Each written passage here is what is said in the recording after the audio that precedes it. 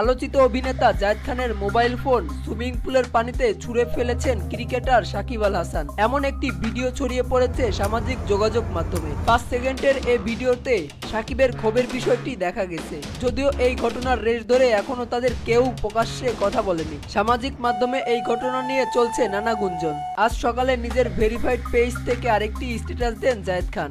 সেখানে তিনি লিখেন, নাম্বার 1 বলেই কি ফোন ফেলে দেবে? শীঘ্রই সব জানাবো, তারপর আপনারাই বিচার করেন। জায়েদ খানের এই স্ট্যাটাস নিয়ে নেটিজনদের মধ্যে বেশ আগ্রহ লক্ষ্য করা গেছে। কেউ কেউ সাকিবকে বেয়াদব বলে আখ্যা দিচ্ছেন, আবার কেউ কেউ সাকিবের এমন আচরণের তীব্র নিন্দা ও প্রতিবাদ জানিয়েছে। উল্লেখ্য, বর্তমানে সাকিবের কাঁধে রয়েছে এক গুরু দায়িত্ব।